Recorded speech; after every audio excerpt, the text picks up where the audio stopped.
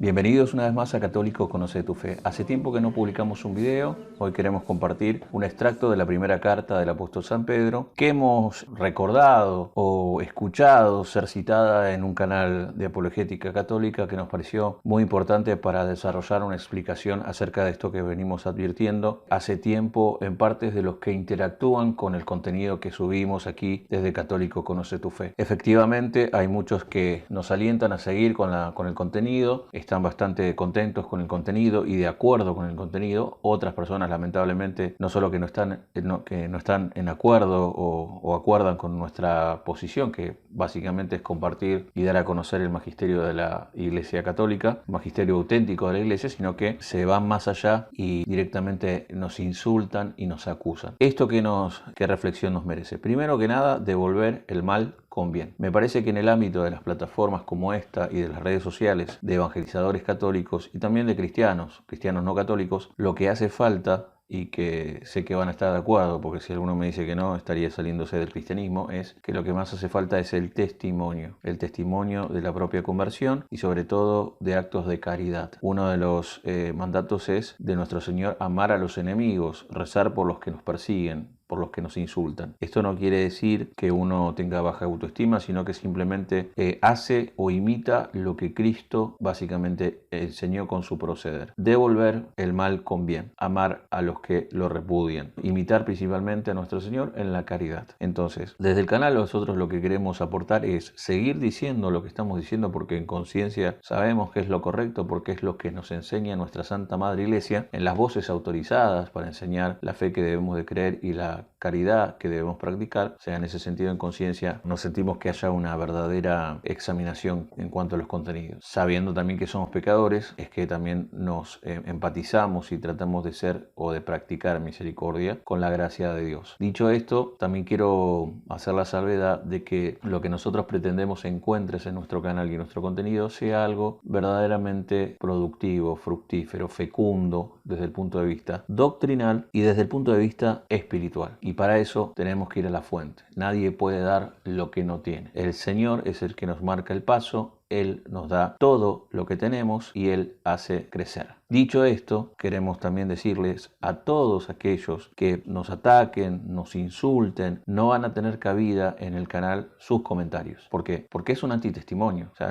pensemos no solamente en cristianos no católicos o cristianos católicos, sino pensemos en gente que navega por la plataforma de YouTube y que está a punto de ver si entra o ingresa al seguimiento de Cristo. El antitestimonio de ver cómo nos tratamos entre nosotros, lo que va a hacer, es decir, para eso me quedo donde estoy, digamos, si ser cristiano es esto, no es atractivo. Y aquí viene el segundo punto que nosotros hacemos énfasis, como lo hace el magisterio y el Papa actual, de la evangelización por atracción. La evangelización por atracción es lo que hacía Madre Teresa de Calcuta, Santa Madre Teresa de Calcuta. Ella iba y asistía, servía amorosamente a los desvalidos, a los pobres, y muchos de ellos le decían que no profesaban la religión católica, se sentían atraídos hacia la caridad de Madre Teresa y le decían: si tu Dios te hace hacer todas estas cosas, si tu Dios te hace amar de esta forma, yo quiero conocer a tu Dios. La evangelización por atracción. Lo que llamaba la atención a los paganos, dicho no de forma peyorativa, era de los cristianos ver cómo se aman, la atracción. Y como contrapartida, ahora sí, lo negativo, o sea, lo contrario a esto es el proselitismo. Es lo contrario a la evangelización por atracción. El proselitismo, que básicamente hace constar, ¿no?, de la propia retórica, de la mera parla, de la mera prédica, sin el testimonio de vida, de amor a Cristo y a los hermanos, ¿no?, a todos. Por eso es muy importante que nosotros, al tiempo que nos formemos en la doctrina y en los documentos del magisterio, también tratamos de cumplir la ortopraxis. Y también, sobre todo en estos tiempos, el testimonio para los propios católicos. Lo dijo el mismo Jesús: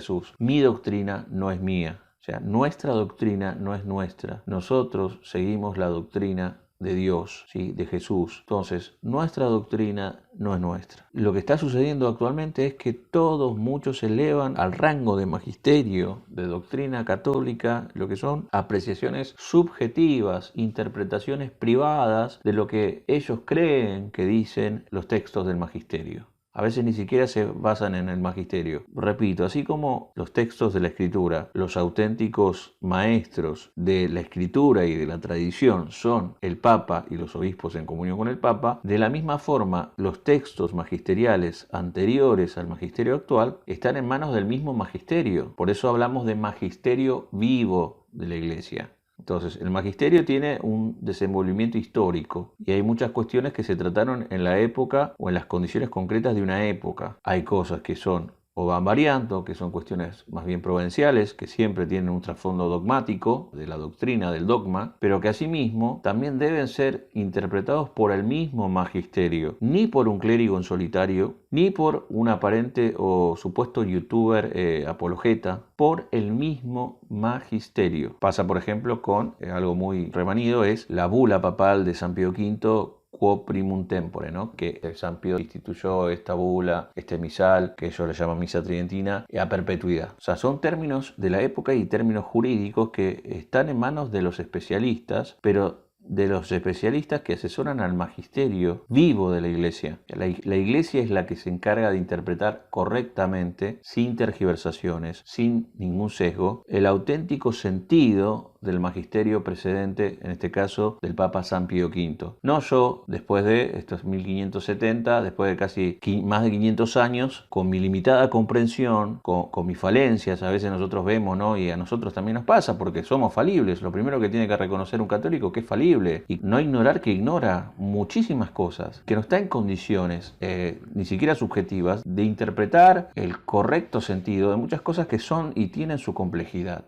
O sea, no tenemos todos los elementos. Por eso tenemos que ser dóciles, humildes a los auténticos maestros, que son el Papa y los obispos en comunión con el Papa. O sea, la Santa Sede, la Iglesia, la Sagrada Congregación para la Doctrina de la Fe. Tenemos que tener una especie de equilibrio y situarnos en nuestro lugar, en nuestra palmera, ubicarnos en nuestra palmera. O sea, nosotros no podemos salir a opinar libremente diciendo que lo que nosotros interpretamos y que nuestra interpretación de algún texto o un extracto de un texto magisterial anterior al Concilio Vaticano II sea la interpretación infalible, porque esto está pasando también con el magisterio. Así como a los primeros reformadores, Lutero y demás, les pasó con pasajes de la Escritura, a muchos católicos actualmente les está pasando con textos magisteriales anteriores al Concilio Vaticano II y esto que denominan el magisterio posconciliar, ¿no? Que arrancaría desde Juan XXIII y seguiría hasta el actual pontífice, que es el Papa Francisco. Pero bueno, sin más dilaciones, vamos a lo nuestro. Voy a compartir la carta, la primera carta, que comienza diciendo así, y que podemos aplicarlo análogamente, salvando las distancias, porque no va a haber quien se agarre esto para decir que estamos incurriendo en un grave error,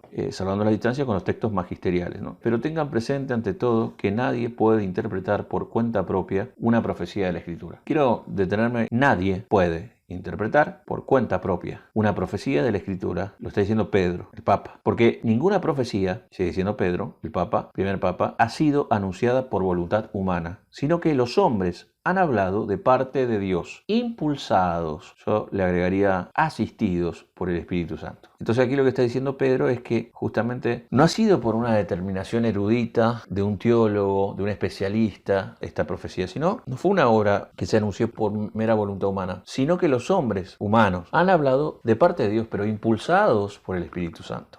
Aquí es donde vemos que muchos de estos grupos reaccionarios contra el Concilio Vaticano II y el llamado magisterio posconciliar tienen una visión muy humana de la teología, sin darse cuenta, ¿no? Pueden repudiar en el modernismo, en el progresismo, ese antropocentrismo, pero sin darse cuenta ellos caen cuando pretenden erigir su propia comprensión limitada, su propia opinión sobre el magisterio o la supuesta doctrina católica ortodoxa, elevarla a rango de magisterio infalible o supremo, que juzga, en este caso, el magisterio que ellos llaman posconciliar, ¿no? o modernista. Sigue diciendo Pedro en esta carta: en el pueblo de Israel hubo también falsos profetas. De la misma manera habrá entre ustedes falsos maestros. La palabra magisterio viene de magister, maestro, que introducirán solapadamente desviaciones perniciosas y renegarán del Señor que los redimió, atrayendo sobre sí una inminente perdición. ¿Por qué parecería exagerado aplicar este texto de la carta del apóstol Pedro a estos reaccionarios contra el magisterio actual? Porque en definitiva sí renegarán del Señor que los redimió. ¿En qué sentido? En que es voluntad de Cristo manifiesta, evidente, que instituyó a Pedro, a los apóstoles, al sucesor de Pedro, a los sucesores de Pedro y a los obispos, sucesores de los apóstoles, como auténticos maestros de la doctrina, de la disciplina y de la legislación en la iglesia, de la disciplina, de la liturgia, la lex orandi, la ley de la oración. O sea, están yendo al ir contra la voluntad de Cristo expresamente manifiesta para nosotros los católicos, quien a ustedes oye, a mí me oye, tú eres Pedro, y sobre esta piedra edificaré mi iglesia, y te daré las llaves del reino, y todo lo que atares en la tierra quedará atado en el cielo. Al ir contra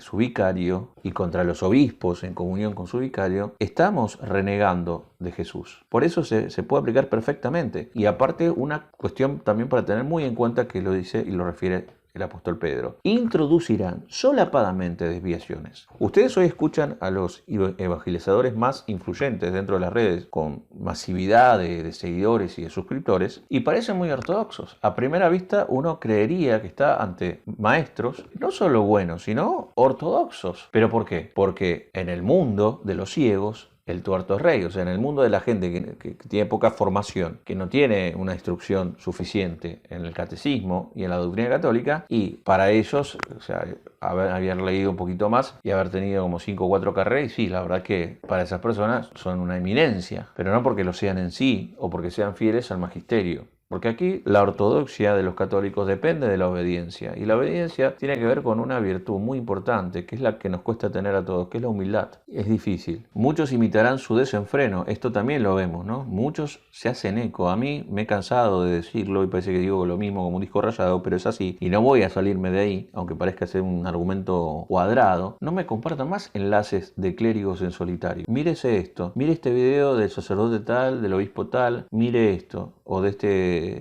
teólogo laico tal, que estoy cansado de que no se den cuenta que están elevando a rango de magisterio supremo opiniones de eruditos, de teólogos en solitarios, de obispos, y que le están dando más peso que el magisterio actual, del romano pontífice actual. Y eso no es católico. ¿Cuál debe ser el criterio para un católico? La obediencia al magisterio. Por eso que dice Pedro, porque estas cuestiones, en él lo dice en el tema de las profecías, no fueron anunciadas por voluntad humana, sino que los hombres han hablado de parte de Dios, impulsados por el Espíritu Santo. O sea, nosotros sabemos que el que está asistido por el Espíritu Santo, los que están asistidos son Pedro y el colegio de los obispos en comunión con Pedro. O sea, para que lo que diga un obispo sea fiel a la enseñanza más pura de Jesús, es que esté en comunión con Pedro. El signo visible, perpetuo y visible de unidad, es Pedro. O sea, si un obispo habla pestes del Papa Francisco, si un obispo sospecha o siembra sospecha en el pueblo contra un documento del Papa Francisco, contra la persona del Papa Francisco, no hace falta ser muy inteligente para ver que no está en comunión con Pedro, en una común unión con Pedro. Está contra Pedro, de forma solapada, como dice acá, de forma soterrada, como dice acá, o no dice acá, pero se puede también interpretar solapadamente como soterradamente. Nosotros no vamos a decir nombres, pero varios de los principales evangelizadores con más audiencia en esta plataforma hacen o tienen una actitud beligerante, solapada contra el Santo Padre. No se la juegan. En este sentido debemos decir que son más coherentes, aunque estén equivocadísimos, los sacerdotes de la Fraternidad Sacerdotal San Pío X, que justamente le recriminan a estos sacerdotes, y entre ellos se pelean, que también son partidarios de la celebración del misal romano de 1962, le llaman los Ecclesia Dei. ¿Sí? Y una de las cosas que le recriminan es esto, ¿no? Que ustedes dicen celebrar, ellos le llaman la misa tridentina, pero es el misal romano de 1962, pero no se la juegan. Por eso le llaman los Ecclesia Dei. Aceptan el magisterio. Ellos dicen, no, estos no dicen nada contra Amoris Laetitia, contra el ecumenismo, la libertad religiosa. O sea, si bien los sacerdotes de la fraternidad sacerdotal están equivocadísimos, se la juegan por ese error, hasta al punto de ser consecuentes con su negación y terminar como clandestinos. Si puedo lo voy a dejar en la descripción, quise hacer una videoreacción pero no me dio el tiempo, de una charla del padre Ezequiel Rubio de la fraternidad sacerdotal, que creo que se titula una cosa así como ¿cuál es nuestra nuestra relación con el clero modernista, una cosa así, ¿no? El clero modernista serían estos, los Ecclesiadei, y no, y advierten, ¿no? De como para ellos en su visión sería una especie de contradicción. Pero en el fondo, yo no digo que esté bien ninguna de las dos, pero por lo menos en la otra van de frente. Estos venden una imagen de como que están en plena comunión con la autoridad magisterial del romano pontífice actual, el Papa Francisco, pero por atrás tiran o esparcen su veneno e introducen estas desviaciones perniciosas de forma solapada. Así que hay que estar atentos. Por eso muchos imitarán, sigue siendo Pedro, su desenfreno, y por causa de ello el camino de la verdad será objeto de blasfemias. Esto es muy importante. Aquel que defienda el magisterio, que defienda el pontífice actual, al magisterio llamado postconciliar, el mismo concilio ecuménico Vaticano II, serán objetos de blasfemia, ¿sí? De calumnias. O sea, los que son obedientes, ¿sí? Y siguen a pie juntilla la voluntad expresa de Cristo que dijo: quien a ustedes oye, a mí me oye, eso van a ser objetos de blasfemia, van a ser atacados. Llevados por la ambición y valiéndose de palabras engañosas, ellos aprovecharán de ustedes, se aprovecharán de ustedes. Pero hace mucho que el juicio los amenaza y la perdición los acecha. Por eso también rezamos, y nuestra actitud es no combatirlos a ellos como tales, sino sus errores, y sobre todo estos errores que son, ya lo digo, soterrados, solapados, sutiles si se quiere, algunos son burdos, pero van mal para ellos, digamos, y están arrastrando a un montón de gente de buena voluntad. O sea, yo pertenezco a grupos de WhatsApp donde se comparten este material. O sea, uno no puede salir con un kamikaze siempre a ir frontal, tiene que ser prudente, pero al mismo tiempo valiente, y en privado, dadas las circunstancias, uno va advirtiéndoles a la gente, va hablando, explicándole: mirá, no tengo nada contra este padre, pero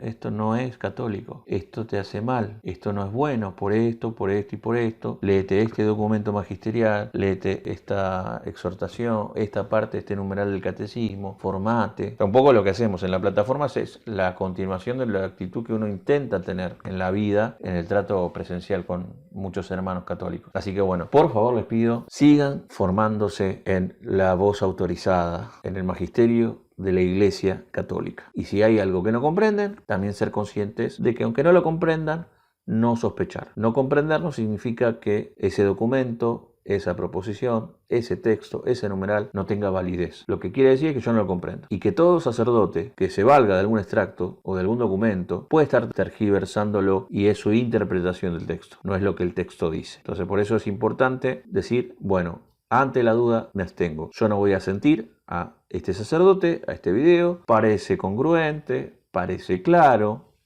parece correcto, pero va contra la autoridad. O sea, está generando de forma expresa, implícita o implícita, una sospecha contra el Papa Francisco. Yo sé que tengo que parar las antenas y tomarlo como eso, su opinión, su interpretación sobre lo que al parecer dice ese texto o ese extracto del magisterio. Lo vimos con Desiderio Desideravi.